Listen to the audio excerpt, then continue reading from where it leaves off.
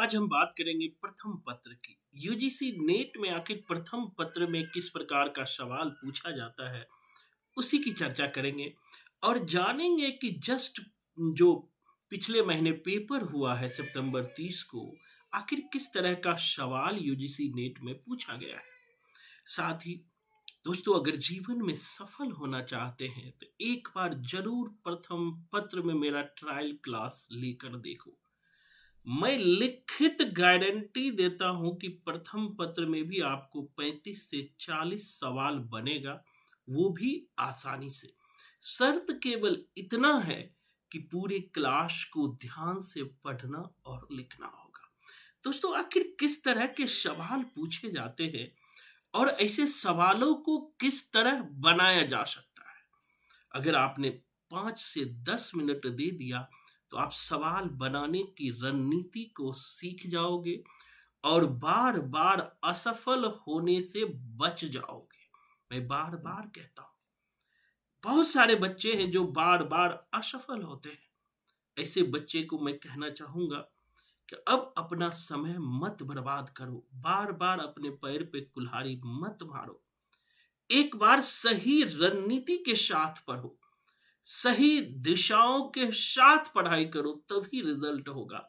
आंसू बहाने से कुछ नहीं होता। वीर वही होता है जो सफलता और असफलता से घबराए हुए बिना आगे निकल जाता है। उसी की चर्चा करेंगे दोस्तों।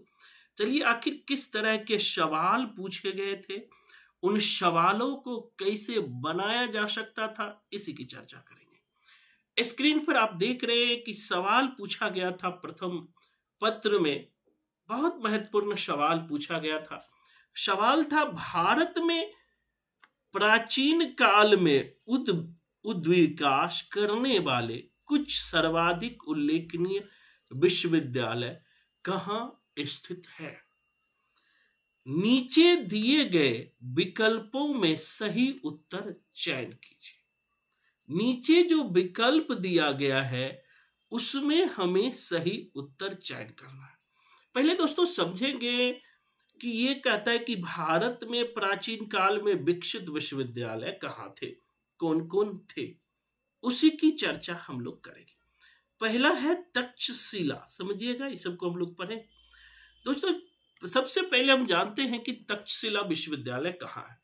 तो दोस्तों, तक्षशिला विश्वविद्यालय आज पाकिस्तान के रावलपिंडी में स्थित है। बहुत ही प्राचीन विश्वविद्यालय है। 700 ईसा पूर्व में इस विद्यालय की स्थापना हुई थी, 7th सेंचुरी बीसी में। और इसी विश्वविद्यालय के छात्र और शिक्षक कौटिल्य रहे थे और चंद्रगुप्त मौर्य भी रहे थे। कहा जाता है कि राम के भाई भरत के पुत्र तक्ष ने इस विश्वविद्यालय की स्थापना किया था। तो ये भी प्राचीन विश्वविद्यालय है। दूसरा कहता है विक्रमशिला विश्वविद्यालय। दोस्तों, ये विक्रमशिला विश्वविद्यालय जो है आज के बिहार के भागलपुर में है और इसकी स्थापना अराउंड 9th सेंचुरी में, याद रखना, वीडियो रोक करके लिख लेना, याद रहेगा, 9th सेंचुरी में धर्मपाल ने किया था। ये भी फेमस विश्वविद्यालय रहा था। एक था जगदल्ला। दोस्तों, ये भी जगदल्ला भी विश्वविद्यालय था। बेसिकली ये बौद्ध मठ था और बौद्ध भिक्षु यहाँ पर जो है शिक्षण ग्रहण करते थे, शिक्षा लेते थे। और इस जगदल्ला विश्वविद्यालय की स्थापना अराउंड 11वीं सदी में, यानी 1084 ईस्वी के करीब, 1084 ईस्वी के करीब पाल वंश के शासक रामपाल ने किया था। और वर्तमान में जगदल्ला विश्वविद्यालय की खोज जो है उत्तर प्रदेश में की गई है, याद रखिएगा। इसी तरह ओदंतपुरी विश्वविद्यालय है। ओदंतपुरी विश्वविद्यालय जो दोस्तों नालंदा विश्वविद्यालय के ही बगल में, नालंदा विश्वविद्यालय के ही बगल में, याद रखिएगा, लगभग 5-6 किलोमीटर दूर ओदंतपुरी विश्वविद्यालय था। और इस विश्वविद्यालय की स्थापना भी पाल वंश के शासक ओदंतपुरी गोपाल ने की थी।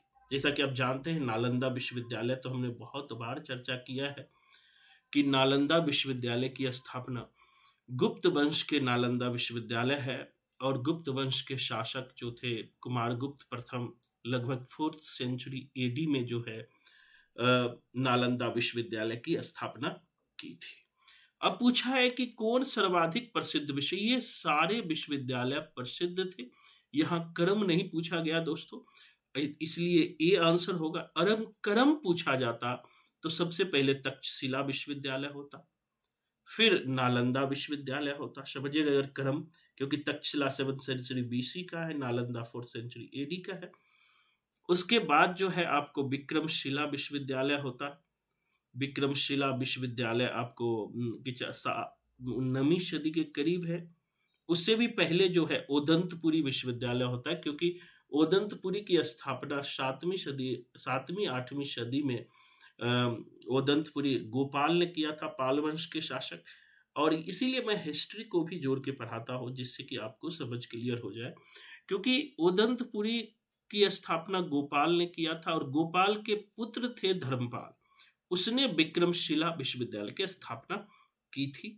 और उसके सबसे बाद जो आएगा आपको वह है जगदल्ला विश्वविद्यालय, जो 11वीं 12वीं सदी में स्थापित हुई। कहने का मतलब अगर क्रम पूछता, पहले तक्षशिला आता, फिर ओदंतपुरी आता, फिर विक्रमशिला आता, पहले तक्षशिला आता, नालंदा आता, फिर नालंदा के बाद जो है ओदंतपुरी आता, विक्रमशिला आता, फिर जगदल्ला आता। इनको ध्यान में रखिएगा, लेकिन क्रम नहीं पूछा है, बहुत बार क्रम पूछ लेता है। क्रम आएगा तो पहले ए हो जाएगा, ध्यान रखिएगा। क्रम मैं अच्छे से बता देता हूं, पहले ए हो जाएगा, फिर ई हो जाएगा, नालंदा हो जाएगा, ई हो जाएगा, रुक जाइएगा कोई बात नहीं, फिर जो है ओदंतपुरी हो जाएगा, डी हो जाएगा, गोपाल ने ओदंतपुरी की स्थापना की थी 7वीं सदी में, डी हो जाएगा। और डी के बाद जो है आपको विक्रमशिला हो जाएगा, बी हो जाएगा, बी हो जाएगा। उसके बाद जो है जगदल्ला हो जाएगा, जगदल्ला सी हो जाएगा। अगर क्रम पूछा होता तो ये होता। अब दोस्तों हम आगे बढ़ते हैं, कुछ और प्रश्नों को लेते, आखिर किस प्रकार सवाल, ये सवाल रीजनिंग का सवाल है। कुछ पौधे मांसाहारी नहीं होते, असत्य माना जाए तो क्या सत्य माना जाएगा? ऐसे सवालों को, यह 10 सेकंड का भी सवाल नहीं है, मिनिमम 5 सेकंड का, लेकिन इसके कुछ रूल होते हैं, कुछ नियम होते हैं। उस नियम को हम क्लास में बताएंगे। तो क्लास हमारा 1-2 दिन में शुरू हो रहा है, आप जरूर फ्री ऑफ कॉस्ट 1 वीक का क्लास लेकर देखें। अगर पसंद नहीं आए तो आप क्लास छोड़ देना, कोई भी रजिस्ट्रेशन फी नहीं है। स्थापना और तर्क, दोस्तों ये सवाल बेसिकली कंप्यूटर सेक्शन से पूछा गया है। स्थापना और तर्क के सवाल, आखिर इस स्थापना और तर्क के सवाल को हम कैसे बना सकते थे? बहुत ही इजी सवाल है दोस्तों।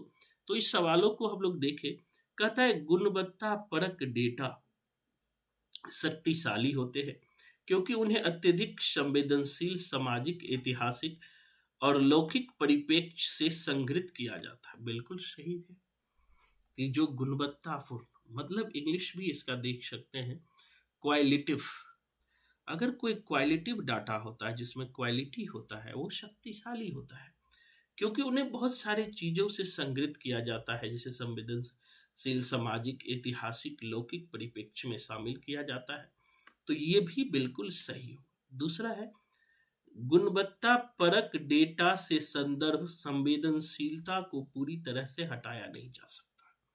कहता है गुणवत्ता परक डेटा से संदर्भ संवेदनशीलता को पूरी तरह हटाया नहीं जा सकता।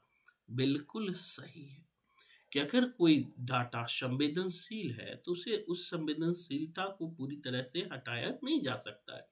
कोई महत्वपूर्ण डाटा है, कोई डाटा क्वालिटी का डाटा है, उससे हम संवेदनशीलता को हटा नहीं सकते हैं।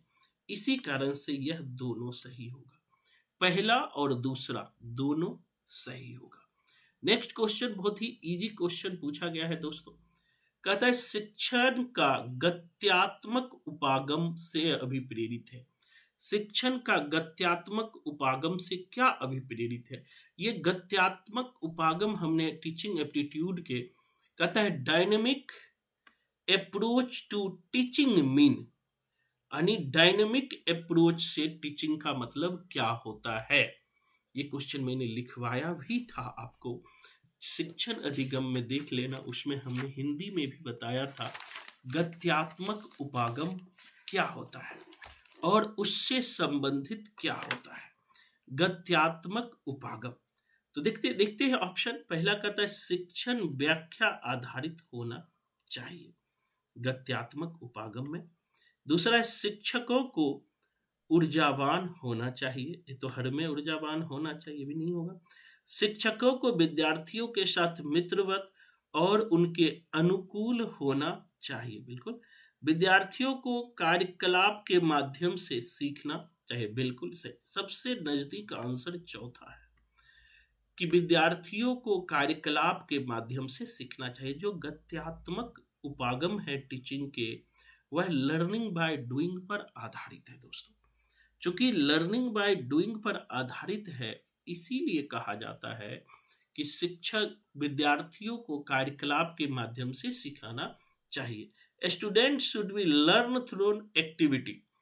एक्टिविटी मतलब करके सीखना। गत्यात्मक उपागम में हमने लिखवाया भी था, जो गत्यात्मक उपागम में क्या होता है, डायनेमिक अप्रोच में लर्निंग बाय डूइंग पर जोर दिया जाता है। किस पर जोर दिया जाता है? लर्निंग बाय डूइंग पर जोर दिया जाता है।